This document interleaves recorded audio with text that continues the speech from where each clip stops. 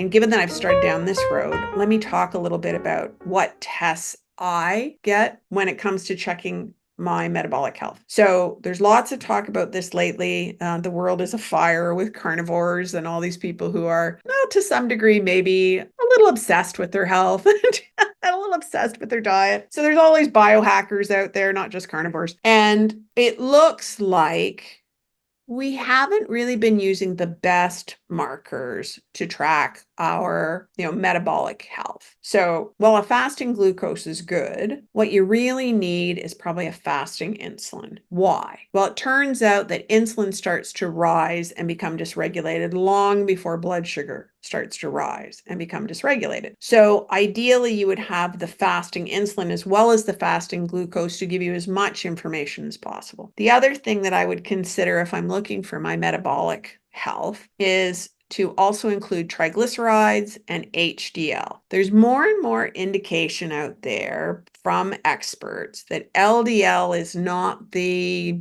danger that we've treated it as. But from a metabolic standpoint, the ratio between your triglycerides and HDL can really matter. Now, I don't remember offhand what the ideal ratio is there, but let me make a little note here to get that into the notes. So that's triglycerides, and that's measuring, it's actually another measure that kind of gets at blood sugar. Triglycerides going high is your body's moving a lot of this stuff into cells.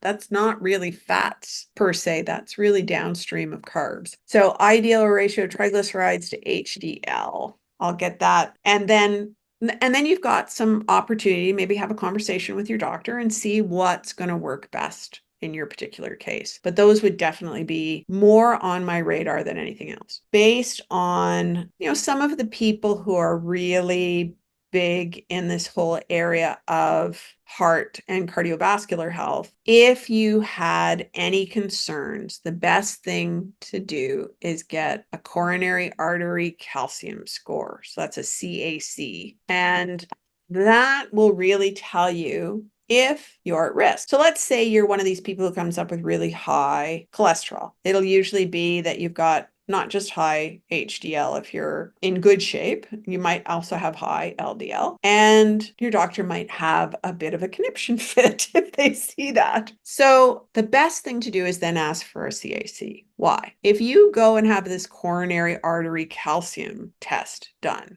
and it comes back 0, that high LDL ain't got nothing that it can do to bother you. However, if you then find that you have a high CAC, then you have work to do. And it may not be as much handling the fat in your bloodstream as it's handling your metabolic health. So you might do some short-term things to try and make sure that cholesterol is not too high, just out of precaution. But ultimately, the big thing here in cardiovascular health is CAC. And oh, by the way, there's a great video on the Wizards of Ox where we hosted Dr. Aaron Miller. Susan Owens is the one who does most of the talking on that one with Dr. Aaron Miller. And he talks about how oxalate can be impacting cardiovascular health. So this is another area where, honestly, if people are interested, I keep thinking I got to have a t-shirt made that says, when in doubt, blame oxalate. I'm serious about it now, because